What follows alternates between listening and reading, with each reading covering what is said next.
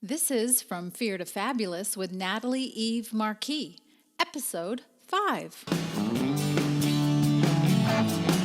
Welcome to From Fear to Fabulous, the podcast that helps you transform fear, heal emotional wounds, gain absolute clarity, and live a fabulous life. Now here's your host, Master Intuitive Healer, Coach, and Teacher, Natalie Eve Marquis.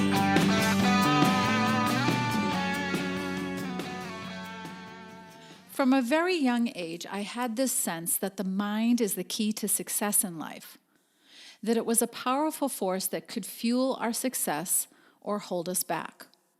In fact, I have this big blue scrapbook from when I was a teenager. It contains a collection of images, poems, greeting cards, and quotes that I found inspirational.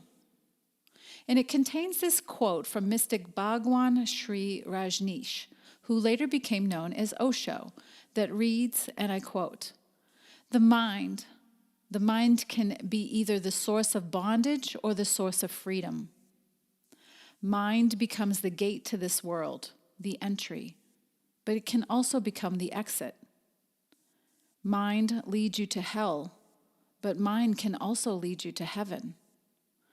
So it depends on how the mind is used. Right use of mind becomes meditation.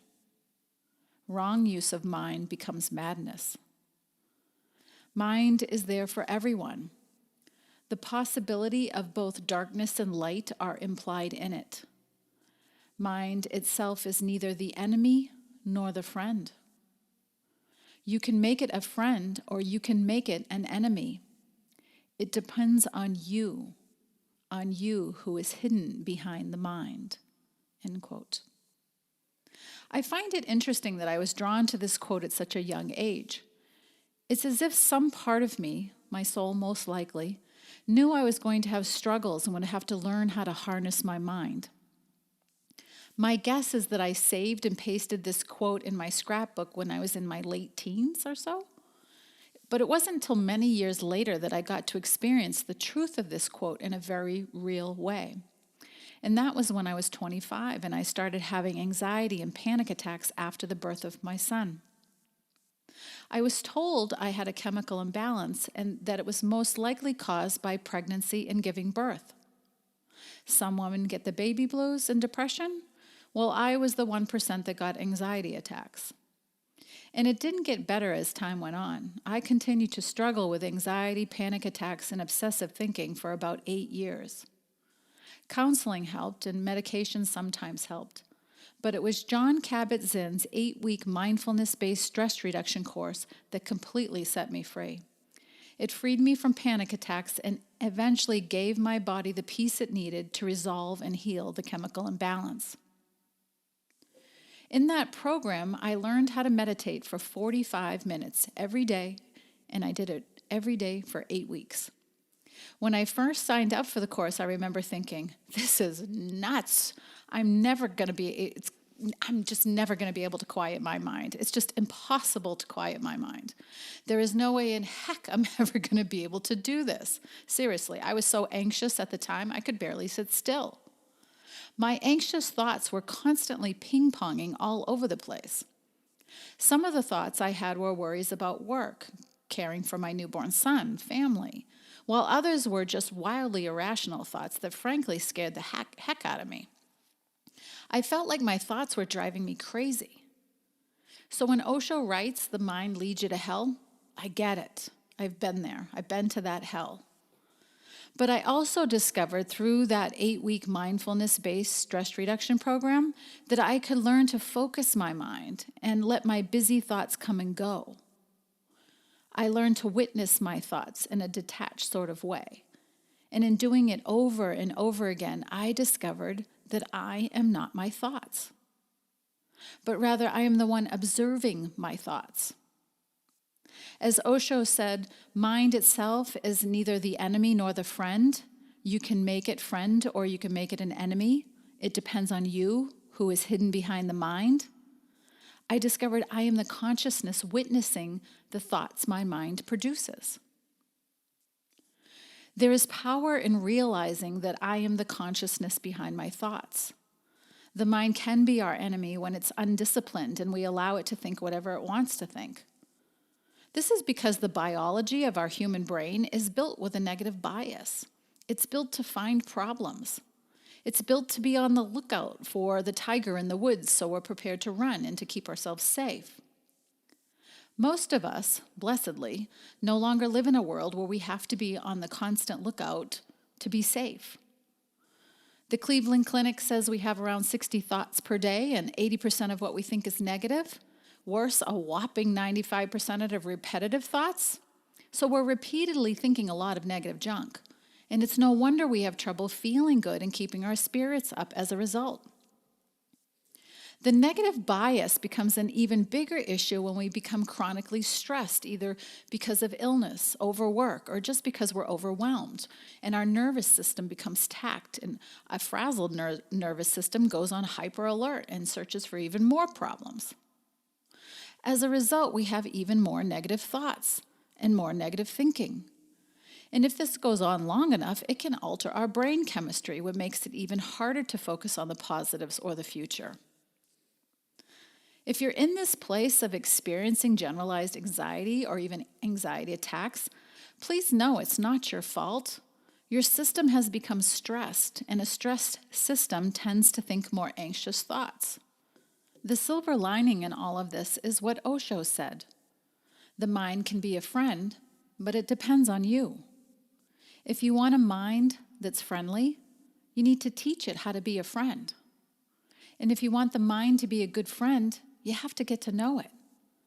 The most powerful technique I've found for getting to know my mind, how it works and what it thinks, is mindfulness meditation. Through mindfulness meditation, we learn an exquisite level of self-awareness. We learn to become aware of our inner mindscape and how to be mindfully present with whatever is unfolding and whatever is present.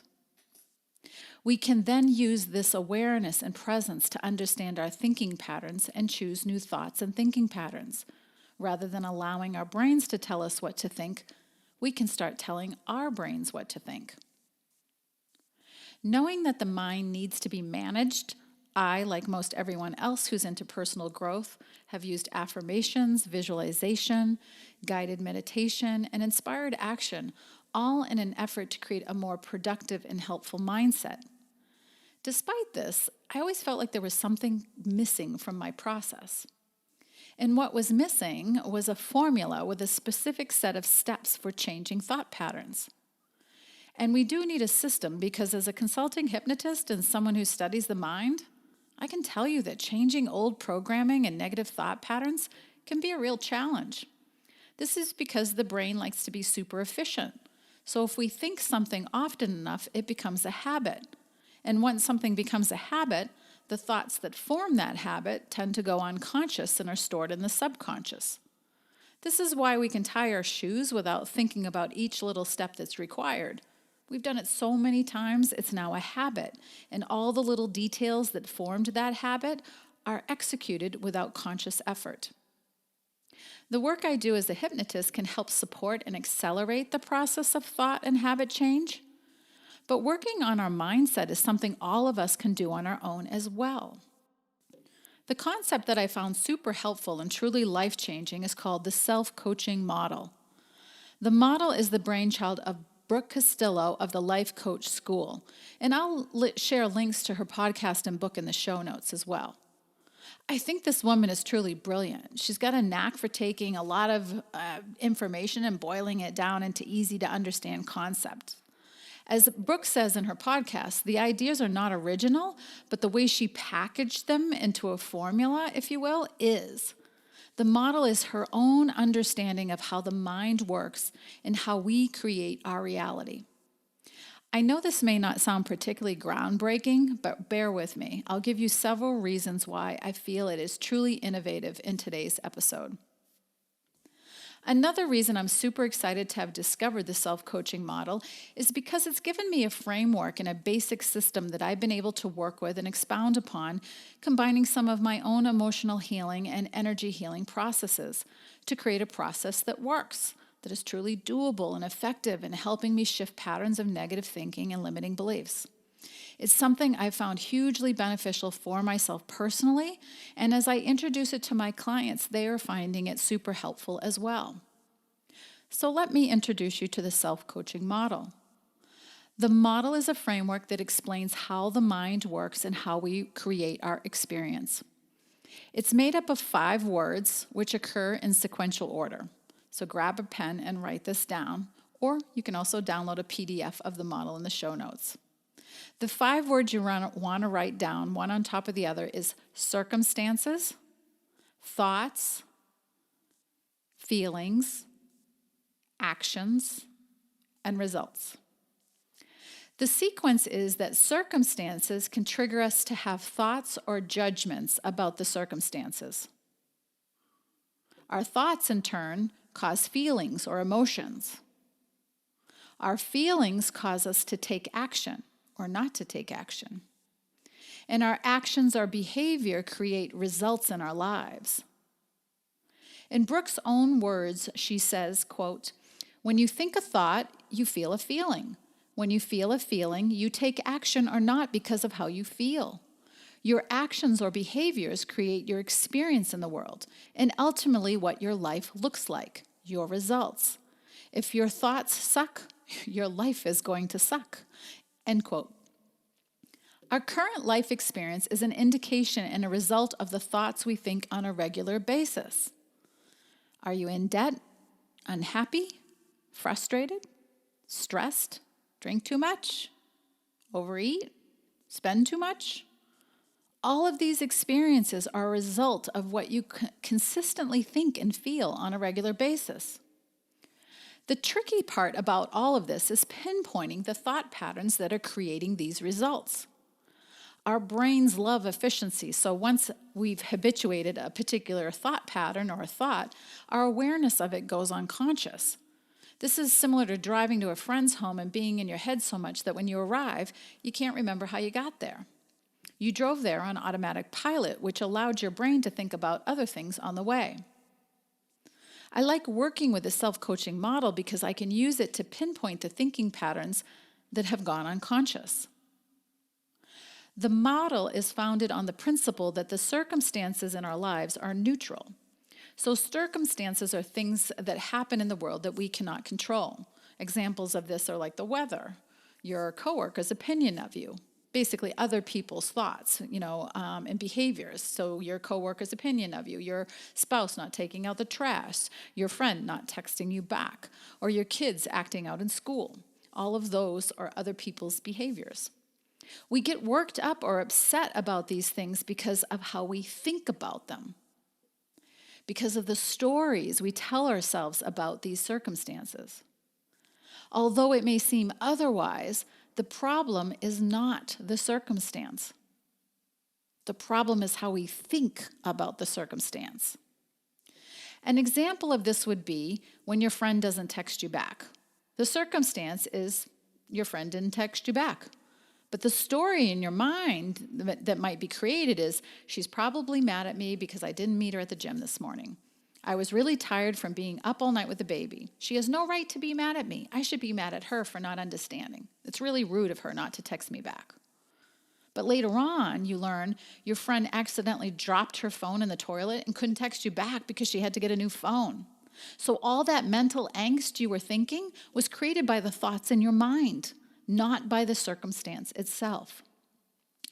Eckhart Tolle says, the primary cause of unhappiness is never the situation, but the thought about it. Be aware of the thoughts you are thinking, separate them from the situation, which is always neutral. It is what it is. This means we can look at our life at any point in time and know that our thoughts are creating the results we are currently experiencing. If we're stressed out, overweight, depressed, overwhelmed, or stuck, it's because of a thought pattern. It's because of what we're thinking. If we feel unmotivated, unappreciated, or bored or restless, it's because of the thoughts we're thinking. On some level, most of us know this.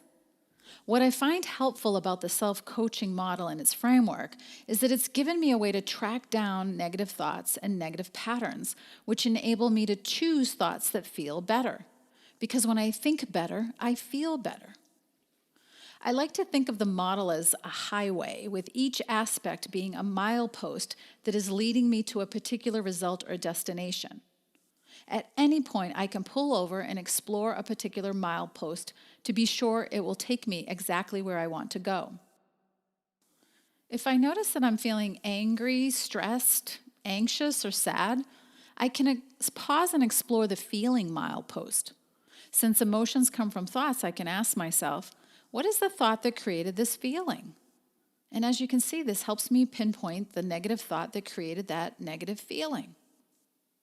Or perhaps I notice a snag at the action stage. If I find I'm not taking action towards a goal or a passion, I can ask myself, what am I feeling that is keeping me from taking action? And once I find the feeling, I can sit with the feeling for a bit and then trace the feeling back to the thought that created that feeling. This helps me uncover and pinpoint the thoughts and feelings that are causing me not to take action. Or I can look at the last milepost, results, and see what I'm currently experiencing in my life. If I'm spending too much time on social media, not talking with my partner, or being pulled in too many directions, I can stop at this milepost and ask myself questions that will help me understand the actions, feelings, and thoughts that are creating these results. As you can see, the framework of the model allows us to pinpoint the negative thought or thought patterns from any point in the process, from the feeling stage to the action stage to the result stage. This is because everything flows from our thoughts. I can't repeat this enough. Thoughts cause feelings, which cause action or inaction, which cause results or our current life experience. It's a simple and beautiful equation. But just because it's simple, though, doesn't mean it's a quick fix scheme. It does require self-awareness, being brutally honest with yourself, and dedication to reprogramming new thoughts. The upside is that it totally puts you back in the driver's seat of your own brain and own emotions. The other reason I love working with the self-coaching model is because it's made the process of changing habits easier as well. I'll give you a personal example of this. I lost like 90 pounds, a long time ago. But for the last 7 years, I've kept my weight within a 10-pound range. So whenever I reach the higher end of this range, I tighten up my diet. In the past, I would force myself to lose weight from the action stage, which means I'd pick a date and start the new diet plan. With this approach, though, it would often take me several starts and stops to stick with a diet. I'd pick a date, follow the diet for a few days, and then cave into temptation. What I realize now in working with a model is that this happened because I hadn't taken the time to get my brain on board first. Whenever I'd start my new diet, I'd have thoughts in my head that were totally not on board with a diet. I'd be thinking things like, this sucks. Why can't I eat like everything that my skinny friends eat? I hate this. I wish it just came naturally. Why does it have to be so hard? Why can't I love fruits and vegetables naturally? Well, it's no wonder with thoughts like these that I'd give in to my urge to eat sweets and snack at night when I wasn't physically hungry. Eventually, though, I'd get so fed up with myself that I'd force myself to stick with the plan long enough to lose the 10 pounds. I did it, but it was a battle. Now I understand it was a battle because I was working upstream against my thoughts and feelings. This time around, armed with the knowledge of the model and how my brain works, the process has been much different. I won't say it's so easy that I never have to think about it, but now I no longer feel like I'm battling against myself. This time around, weeks before I planned to start my new eating plan, I started writing down how I wanted to feel and think instead. For me, I recognized that eating foods with sugar and flour is a slippery slope. I'd lose the 10 pounds, and then little by little, I'd gain the weight back because I'd allow a little sweet here, and then a little there, and a little more bread there, and next thing I know it, I'd be eating it all the time. So whether I was hungry or not. So this time around, I decided I was going to eliminate sugar and flour. As far as changing my thoughts, I decided I no longer wanted to like eating foods with flour and sugar. I also decided that I wanted to eat only when my body needed fuel.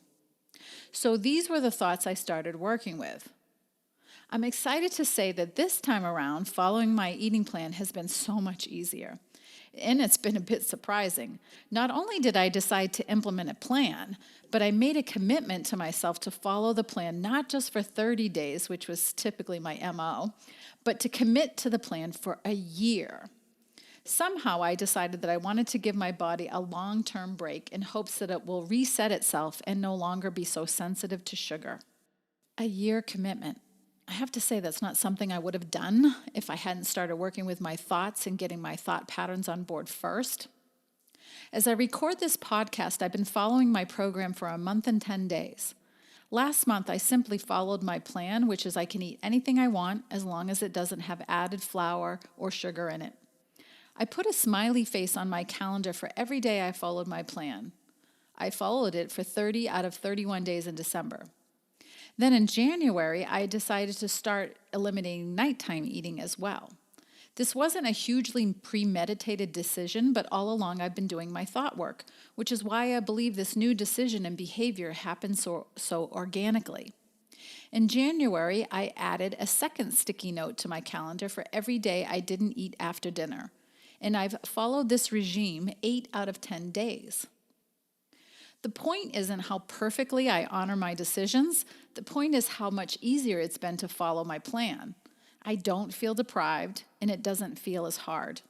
I do have to be diligent about sticking to my plan, but I'm no longer working against my thoughts and feelings in implementing my plan. Instead, I'm working with the new thoughts and feelings that I chose. And the more I take action on those new thoughts and feelings, the more they're becoming my new way of being in the world. As Osho said, mind can be either the source of bondage or the source of freedom. And for me, it's bondage when I was allowing my brain to whine and complain about how hard healthy eating was. Freedom is when I took my power back and with some help from the self-coaching model, started telling my brain what to think instead. So here are some questions to ponder from today's episode.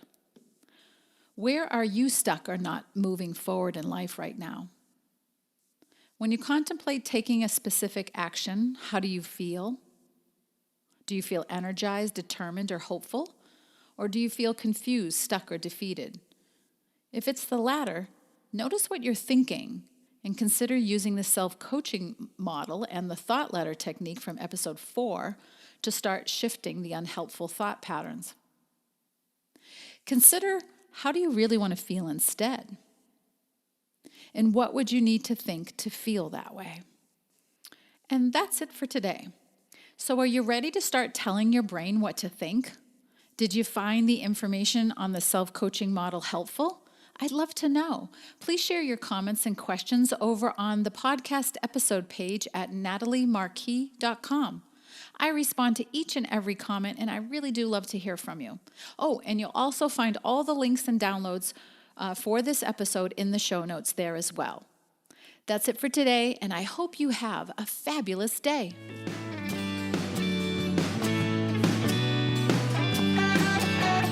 Thank you for listening to the From Fear to Fabulous podcast.